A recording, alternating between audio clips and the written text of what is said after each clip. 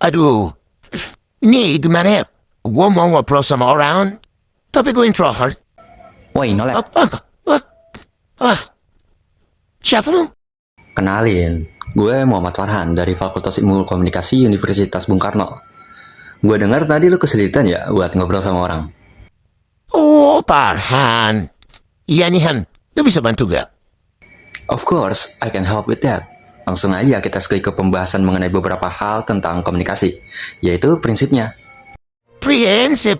Prinsip komunikasi itu tuh ada 8. Nah, yang pertama tuh dipunktuasi. Peristiwa komunikasi itu kontinu, tidak jelas awal dan tidak jelas akhir, tidak jelas sebab dan tidak jelas akibat. One cannot communicate. Biasanya kan orang kalau ngobrol nih suka bahas apa aja tuh. Kadang ini, kadang itu, apalagi pas di jam malam. Bah, pada jadi Aristoteles dadakan tuh. Nah, yang kedua, proses penyesuaian. Komunikasi hanya terjadi apabila pelaku komunikasi menggunakan sistem isyarat yang sama. Yang artinya, kalau orang mau ngerti, kita harus pakai bahasa, tutur kata, atau bahkan sesimpel gestur tangan yang bisa dimengerti oleh dia. Yang ketiga, dimensi isi dan hubungan. Setiap pesan komunikasi memiliki isi dimensi yang memprediksi hubungan pihak yang berkomunikasi.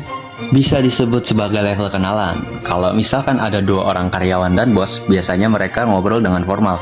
Tapi kalau temenan atau bahkan pacaran, gak mungkin dong mereka ngobrol dengan nada bicara ala tuan tanah dan bawahannya. Bener juga sih. Ya kali karyawan ngobrol sama bos kayak anak tongkrongan. Keempat, tidak terhindarkan. Setiap tindakan komunikasi bisa terjadi mulai dari kesengajaan yang rendah atau kebetulan sampai pada tindakan komunikasi yang benar-benar direncanakan. Sering nih, kita berdiri sambil nungguin kereta, terus di antara kita atau orang lain nyapa cuman gara-gara saling natap satu sama lain karena nggak enak. Oh iya iya. Gue juga sering Tuhan, cuman paling gue sapa senyum doang, terus diem. Numero 5. Terjadi dalam konteks ruang dan waktu. Pesan komunikasi disesuaikan dengan tempat proses komunikasi yang berlangsung, kepada siapa dikirimkan dan kapan komunikasi berlangsung. And of course, it's basic, karena kita hidup di dunia yang terbentuk oleh ruang dan waktu, mau lewat handphone atau bahkan surat kabar. Nomor 6. Melibatkan prediksi. Tindakan berkomunikasi berada dalam norma yang berlaku dalam masyarakat. Nah, ini catat nih, jangan sampai salah ucap. Karena nggak semua orang bisa nerima apa yang lu lontarkan tuh dari mulut lu. Nah karena itu Tuhan, gue takut ngobrol sama orang. Takut ntar ceplos. Nah, tuh bagus tuh. Tapi mengontrol dan mengatur tutur kata lu, itu bisa ngebuat lu berkomunikasi lebih baik. 7. Tidak reversible. Pesan-pesan komunikasi yang telah terkirim tidak mungkin diulang lagi atau dianulir dengan efek, kondisi, dan situasi yang persis sama. Waktu berjalan, manusia menilai situasi bisa berubah 180 derajat hanya dengan satu kalimat atau bahkan kata, dan lu gak bisa hilangin itu. Tapi kalau WhatsApp sih bisa.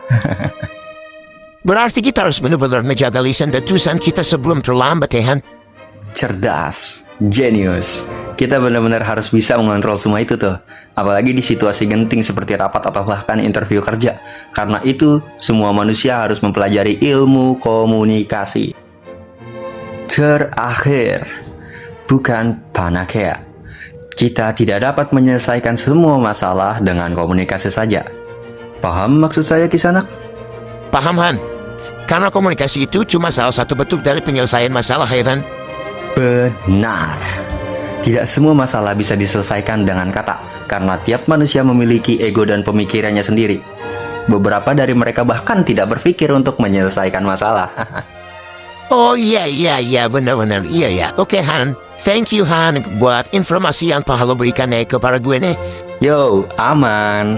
Kalau gitu, gue pamit undur diri dulu ya. See you next time.